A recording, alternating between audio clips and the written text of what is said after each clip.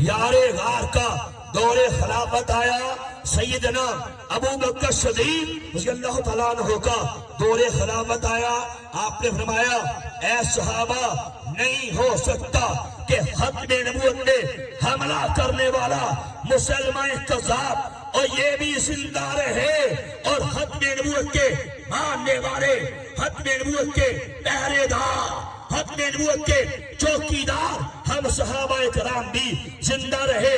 فرمایا یہ نہیں ہو سکتا اور کہا اے مسلمہ کذاب سن لے، یا یمامہ کے میدان سے تمہیں زندہ واپس لوٹنا ہوگا یا یمامہ کے میدان سے ہم زندہ واپس جائیں گے۔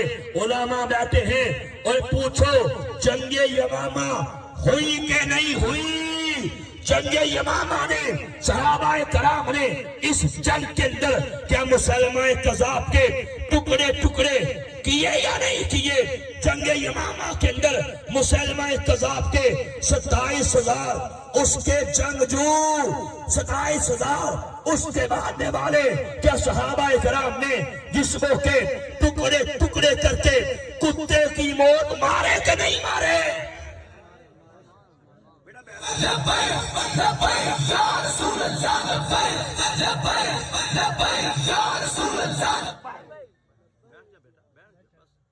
تمہیں بھائی کار سمجھ نہیں آتا؟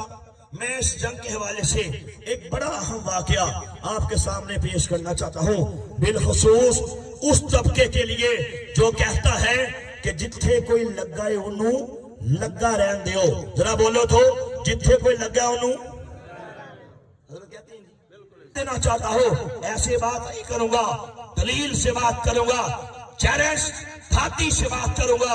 جنگ یمامہ کی جب تیاریاں کی جا رہی تھی، حافظ عماد الدین ابن کثیر اپنی مشہور کتاب تاریخ ابن کثیر میں آپ لکھتے ہیں، توجہ کرنا، آپ فرماتے ہیں کہ جب صحابہ کرام اپنی تلواروں کو تیز کر رہے تھے، جب تیر کمان آراستہ کیے جا رہے تھے اور جب نیزوں کو آگ دی جا رہی تھی، جب گھوڑوں کو تیار کیا جا رہا تھا، تو پتہ یہ چلتا ہے کہ یمامہ کے قریب ہی ایک بستی ہے، نئے نئے مسلمان ہوئے ہیں، 1,000 کے قریب ان کی تعداد ہے۔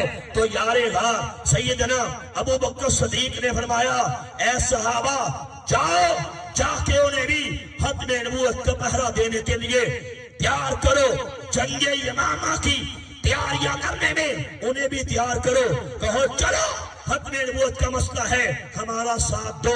حافظ کہتے ہیں صحابہ کرام کا ایک وفد ان کے پاس گیا، جا کے کہا گیا، بتایا گیا کہ تم مسلمان ہو گئے ہو۔ کسی صحابی نے جا کے انہیں کلمہ پڑھا دیا تھا، کہا دیکھو تم کلمہ پڑھتے ہو، خود کو مسلمان بولتے ہو، ختم نبوت کا مسئلہ ہے، تمہیں معلوم ہے کہ مسلمہ کذاب نے ہمارے آقا کی ختم نبوت پہ حملہ کیا ہے، چلو ہمارا ساتھ دو۔ انہوں نے کہا ہاں یہ بات صحیح ہے، ہم مسلمان ہو چکے ہیں، 5 ٹائم کے نمازی ہیں، تہجد گزار ہیں، رمضان کا مہینہ آئے گا روزے رکھ لیں گے، حج کا مہینہ آئے گا حج کریں گے، ذکر کرتے ہیں، اذکار کرتے ہیں، مال کو سال گزرے گا زکوٰۃ بھی دے دیں گے، سارے کام کرتے ہیں، لیکن سن لو ختم نبوت کا پہرا ہم نہیں دے سکتے۔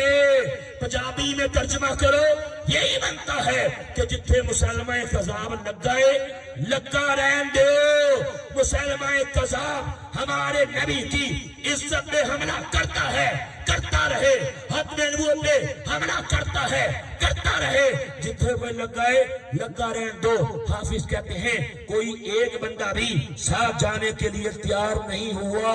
صحابہ کرام واپس لوٹ آئے، پروردگار نے مسلمانوں کو فتح یاب کر دیا، مسلمہ کذاب مارا گیا، اس کے 27,000 اس کے سپاہی وہ بھی مارے گئے، پروردگار نے مسلمانوں کو فتح یاب کر دیا۔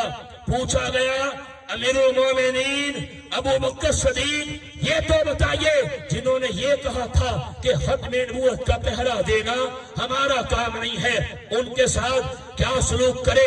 حافظ عماد الدین ابن کثیر کہتے ہیں کہ سیدنا ابو بکر صدیق اور نام نہاد مسلمانوں کے لیے اللہ کا قہر بن گئے۔ فرمایا انہوں نے ختم نبوت سے غداری کی ہے، ان کے بھی ٹکڑے ٹکڑے کر دو۔